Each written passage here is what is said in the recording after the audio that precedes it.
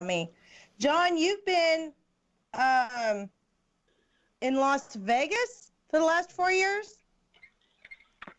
No, I'm in Southern California, but I spent a lot of time in Vegas. Years ago, I was in Vegas full time, and that's one of the legacies that I have. And you were helping people to learn how to earn money? What I do is I'm a consultant. I've worked with a variety of different businesses. I've done lots of turnaround work in my career, and helped turn businesses from going south to going north, which is what they should do. That's all of us, especially the small businesses right now. Oh, exactly. Yeah. Right now, the reality is that most people are looking at staring into the abyss, and they've got to figure out what they need to do. And one of the things that I think they can take from the current coronavirus is learn how to work remotely, learn how to be very effective when they are working remotely, and most importantly, is be as productive as they possibly can. Because if you go and do what a lot of people are doing, binge watching and, spending a lot of time just doing nothing, I think that is a negative. If you also spend that time worrying that, am I going to make it to the other side, I think that also can absorb you. So now the question is what skills can you add right now? What things can you put together right now? Which is one of the reasons why we had put together the book, Remote Work for a Better World, and specifically designed to help people through the crisis right now, but really prepare them for the world that we're going to be coming to in just hopefully a few short weeks or months. Well, what is that exactly? What world are we coming to? Well, we're going to come to a world where whenever you have a crisis, the thing you always have to look at is it a deflection? And a deflection, we've all been there. A deflection is you're driving down the highway, you see a tire carcass, you jerk the wheel instinctively, you miss the obstacle, you miss the thing, maybe you wake up your whole family that's sitting in the vehicle and they go, whoa, what's going on? And then you come back to the lane that you were in and you continue down the road and everybody kind of settles in. They're happy. That's a deflection. The inflection is what the coronavirus is doing to us right now, which is we're moving to a different space. There's probably going to be over 1 billion people on this planet who will learn that they can remotely work on things and become more productive. And so there's going to be a real change in that regard. So that's going to be a different world when we get to the other side. There will be a lot of change that people are not anticipating right now because they're so focused on the current crisis. But the other side of it is how do you maintain and become successful when opportunities present themselves on the other side? Now, how does the Zoom meetings come into the safety of being a better business? Well, how do we stay in touch with people during this time of crisis? How do we find a way to communicate with them? And what we discover, just like right now, we're just talking, but if you can see the other person, if you can connect with the other person, it changes the mode and mood of what that interaction is like. And since we are dealing with communications and messaging and those types of things, the question is how will we connect with our customers not only today, but going forward? How will we do that more effectively? And I think that how Zoom, and again, there's lots of different services, but Zoom is one that we like a lot because it works and it has low barriers to getting maximum out of it. So you can literally use that as a tool to connect with customers in a way that you probably couldn't do it just a few short months ago. I think I talked to my mom and she said something about how doctors are starting to use Zoom meetings instead of seeing patients in person.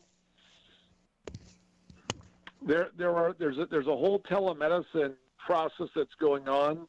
It's going to take a while for people to get their head wrapped around it.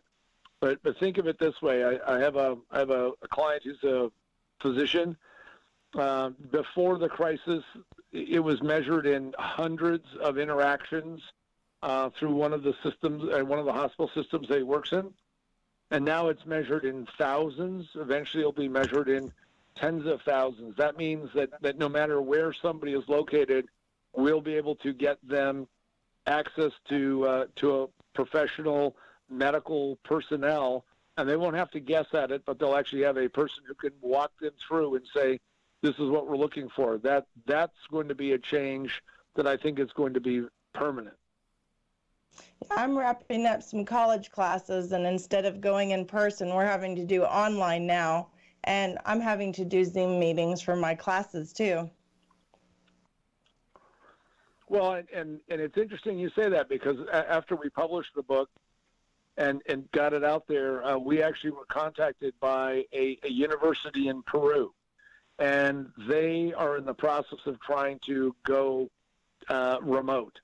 Now, a lot of controversy, a lot of issues that they're dealing with, but in their world, they hadn't thought about doing that much at all. So if you're going to see countries all around the world start adopting that for education, for medicine, for dealing with customers, with meeting people, we're going to see a massive change in society because of that. And that's one of the reasons why I constantly say, get the skills, learn how to utilize this, become a really good communicator using these kinds of tools, because what we're using today, which we think is very advanced, in a few years it's going to rapidly change to something beyond where we are today. And in fact, we'll be more comfortable. And in fact, we're going to stop doing some of the things that we used to do. So there's going to be some dislocation, but the real question is, how do we make sure that we're set for this world that we're going to move to? Kind of like improvise, overcome, adapt. There's something to that, but I would add that we want to be purposeful. Let's think through what that is like. I mean, one of the things that happens when you put out a book is you never know where it's going to go. And one of the very first testimonials that we got, first reviews, 78-year-old grandmother in the Philadelphia area, bought the book, learned how to use Zoom. She's doing her Bible study that she promotes. She's now working with her senior friends on it. So that was really nice, because they started to connect and they started using Zoom because of that. So if somebody 78 is figuring out how to do it, someone who is 18 or 38 or 58, somewhere in there, we're going to all learn how to do this to the extent that we didn't ever think of before. So John Paul Mendocha, you're the turnaround specialist, serial entrepreneur, and author of Remote Work for a Better World, and the other book is Most Businesses Fail in the First 5 Minutes. It just takes them 3 to 5 years to realize it. Now, is this what you're talking about for social distancing? Is this your third book on top of these two? No. Actually, the Remote Work for a Better World was the second book, which talks about the social distancing. And what we're discussing today is the ramifications of that ability to connect with people. So it's based upon the second book. Awesome. And when is this book going to debut? Is it going to be on Amazon, Barnes & Noble? It's on Amazon right now. It's available through Kindle.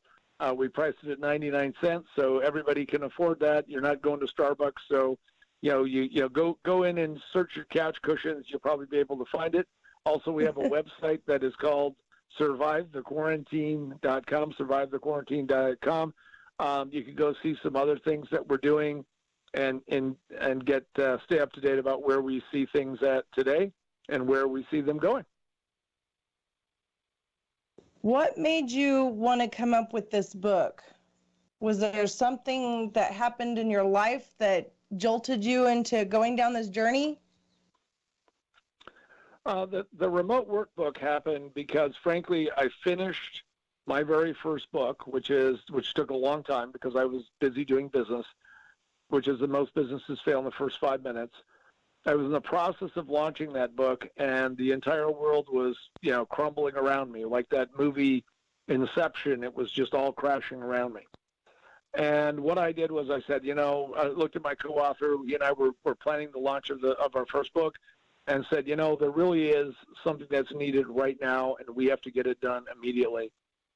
We went out and recruited some excellent people who we knew we could help because we have a lot of co-authors involved in the book, and pulled them together. And in less than 21 days, we had a book and had it out there. We're now, we're working to keep it updated through the website. And what we're doing is we saw the need, because in 1 week I saw so many businesses just start to shut down. And this was before we had stay-at-home orders. This is before we had, where we've now evolved to or devolved to. And what motivated us to do it was, frankly, there were a lot of people who did not have that experience. I've been working with Zoom. I've been working with all of these methods for years, but I've been working with Zoom for 32 months, and I do measure it by months. When you're tossed into this kind of crisis, no one has the time to stop and say, okay, well, I'm going to take weeks or months to learn it. You need to learn how to do it now. Anything we can do to help shorten that learning curve and improve people's use of it, that's what motivated us to write the book. Could you name off some of these co-authors? Because I don't see any of the names in the PR material that I received. Well, absolutely. So we have a gentleman by the name of Tom Malash. Tom has been an expert in Facebook advertising and also teaching people about Agile. His partner in that business is and I don't want to mess up her name, so I know her as Helene. My brother Michael is in there because we teach people about how to go out and interview for jobs by using Zoom meetings. We have hang on a second. We have a man named Doug Wesney. Doug works in the corporate world and in fact has put up 4,000 different locations in the U.S. in a remote way recently. So we have some people who are actually doing this. We have a gentleman from Canada, CJ, and CJ is a world-renowned copywriter. But CJ also has traveled the world and trying to help people improve their business. So it was a whole great group of people. And in fact, like I said, if you go to our website, you'll see who everybody is. But really, frankly, what it was is hiring getting a team of experts.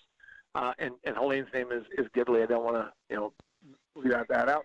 But what we did is we want to bring a group of experts together and get this done. We have a lot of different voices that we kind of blend together, but really that way everybody's expertise using this in doing remote work. We're not just focused on Zoom in the sense that Zoom is a piece of it. It would be a little bit like saying, Zoom is an engine, but you need all the rest of it to make a car. Nobody goes down and just buys the engine. So we talk about all those different aspects. And more importantly, it isn't just the technology, it's how to utilize the technology and how to connect with people, because that's really the key. Also, my co-author, Gabe Batista, who has an interesting bio himself, came to the U.S. from Columbia at age 14, has a degree in classical music and is a composer, a Facebook advertising expert, also has worked with me in the turnaround space, fluent in English and Spanish at the college level. This is how we have our connection back to Latin America. And really all the places that we need to help out in this world. Do you foresee all of the universities going down this Zoom route where there's not going to be any more in campus? You think it's going to be all out of campus? Well, I don't think you ever end up with one or the other, but I do believe that we're going to see more remote work being done. I think you're going to see more remote education being done, primarily because of just the cost structure, of what you can do. And I think that's important because that means that it doesn't matter where somebody lives. They can get access to the best minds, the best information, the best material. So I do believe that that's going to take place over time, and we'll see more of that. And I think it's a trend that's not going to end. It's a trend that's actually been a little bit slow. I think business has been in front of this and now very much in front of it, given what our current circumstances. Well, that's a lot of information. I appreciate having you on. John Paul, is there anything you would like to tell the audience that we haven't covered so far? What I'd like to leave for everyone out there is that we will, as a group, as humans, we will make it through this virus. We will make it through this crisis. Where no matter how you believe this is going to shake out, you want to try to maintain the best attitude you possibly can. You want to make sure that you do purposeful work. You want to make sure that you utilize this time and not just say, you know what, I'm bored. I'm not doing anything. Do something really nice for yourself. Give yourself the opportunity to learn at this point in time. So when we get to the other side, you're going to be at the forefront of whatever you're going to do. And I would offer that as a positive message to want to go and grasp and go towards the future. Because if you do that, I believe that your listeners, all people, will be more successful than taking the approach. I talked to somebody just last week. She happens to be my grandniece, and she's a bartender, and she was laid off, and she's just sitting on her behind binge watching. And I said, you know what? You really got to get off of that couch, and you got to start doing some things, and you have to push yourself forward, because this is a good time to do that. So that would be what I would share with everybody is now is a great opportunity. You may not see it as one, but a great opportunity to extend where you are and where you can go.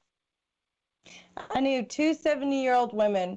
One of them would work in the garden and bend over and hoe and plant, and the other one just sat around in a chair and just waited to die. And you can tell the difference in their attitudes of, accomplishment helps you move on. Absolutely agree. And the real question is that we get to decide that there's only two things we control in life, in my opinion. We get to decide how we react to any circumstance or situation, no matter how good or bad, and that shows today in how some people are reacting, both good and bad. And the second thing is we get to control our time. And time is something that is an equal resource for every single person. And the point of it is make the best use of the time you have. Because as far as I can see, having done all the things I've done in my life, we only go around once. So you should do it to the best of your ability and enjoy what you are doing. Well, I sure appreciate you having you on this show. This is called Tea Time with Pre-J Gangsta. I am Jay Bird Wells, your hostess.